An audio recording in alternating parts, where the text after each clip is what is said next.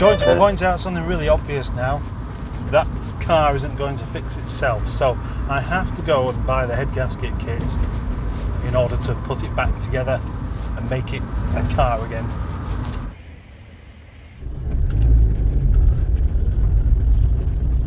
So I've just been to Oldham Engines to get a head gasket kit for Benny Jazzmags. The only thing is they haven't got any. They haven't got any because people aren't fixing these cars any longer. So I definitely won't be putting an engine back together today because I'm going to have to wait till tomorrow before I can collect it. It's okay, because in the meantime the engine needs flushing out and the top end, the head, is going to go into a parts washer.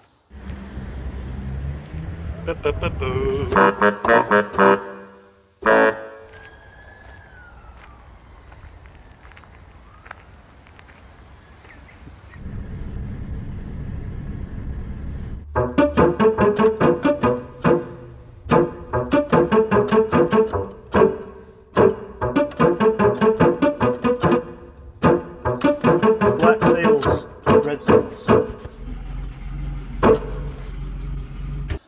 The squeezing and popping out of the valvey bits. Look at all that lovely creaminess in there.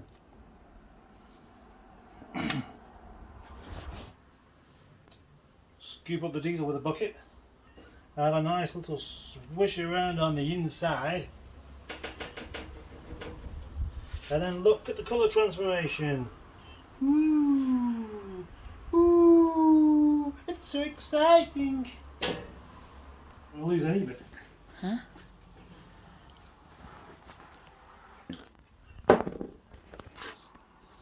It's like when you crack open one of those Cadbury's cream eggs, isn't it?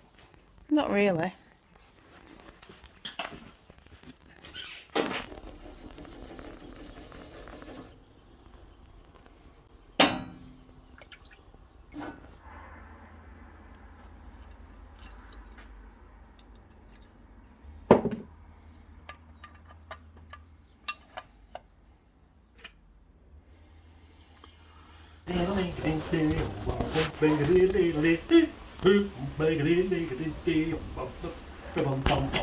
Oh,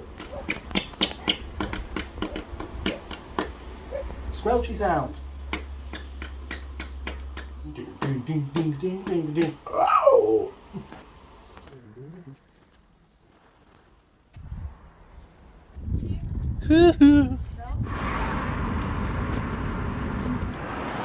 At a quarter to four, no, at quarter to four, I have spent at work so far about half an hour. That's it.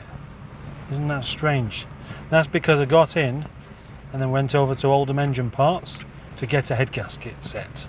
They didn't have one, so I came back, and by this point, having been to Aldi for some dinner, it was time to go over to Senior Mustard's place with the cylinder head to clean it up, and that's all taken a bit longer than I was first anticipating, but it's getting there. But as I haven't finished, I'm on my way back there now just to finish the job off, then I can finally get to work.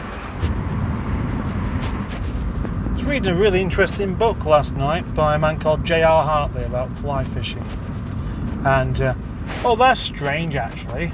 Have you ever noticed when there is a building site on the go and you have men outside with their high-vis jackets on, they always, if you get three of them together, they're always pointing the other way from the site. I've seen it a few times, just stood there pointing at something else. Why do they do that? Why do they always do that? Do they get paid to do that? Does that make it look like they've got some sort of purpose because they're thinking beyond the job in hand, which means that they're working better and with more consideration than others around them? Maybe that's what their job is. Maybe on some building sites there are men employed to stand pointing at other things.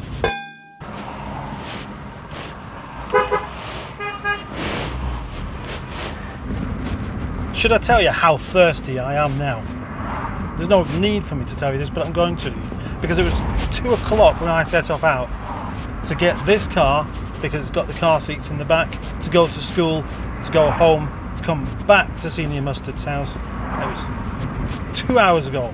2 hours ago since I last had a cup of tea. I need 3 cups of tea now. Not 1, but 3. That is more than 2 and fewer than 4.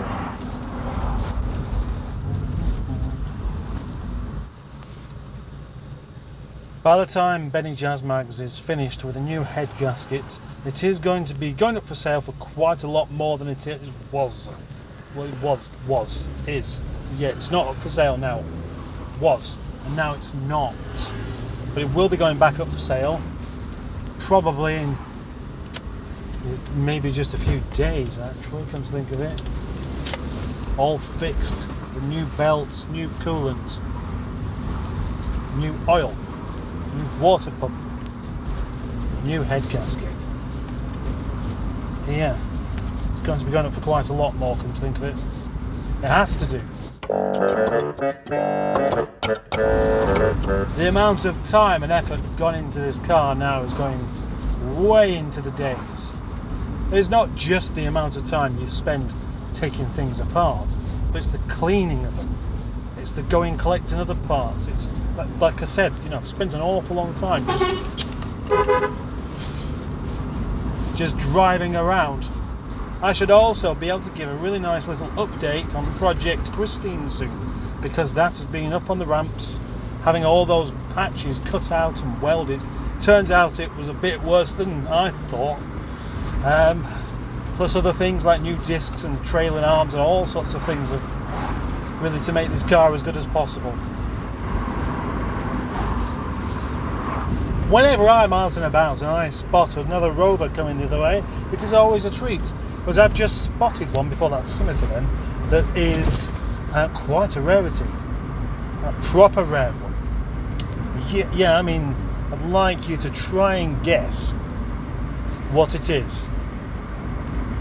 And I'll tell you that it isn't a 25 or a 45 or a 400 or a 200 or a 75 or any of the MG variants or an SD1 or an SD3 or a P5 or a P4. No, it was a City Rover. Not seen one of those for ages. In fact, the last time I saw one of those, I was driving it. I've got to feel a little bit sorry for the City Rover, to be honest. Nobody seems to care for them. You don't see them at car shows or car meets. You don't see them on the road. Like I said, the last time I saw one was about a year ago, and it was only there because I was doing a test drive on it. No, it's when you get Rover get-togethers, there's not even one there. It's like that family member that nobody wants to know. Imagine being a City Rover. There you are, part of a family of good-looking and gracious people or cars, all dignified and underrated, all quite clever, all interesting and shiny, and then you're the one there that's none of those things, and because of that you're just not welcome at the party. Right, well, I'm back in the yard with the head that I've put mostly back together, and it's inside there, as you can see. Tomorrow I should be picking up the head gasket and I shall complete the job, hopefully, unless something else gets in the way of it, which they probably will do. Whilst talking about distractions, I keep seeing that hat in the back of Alfie there. It looks a bit like Saturn.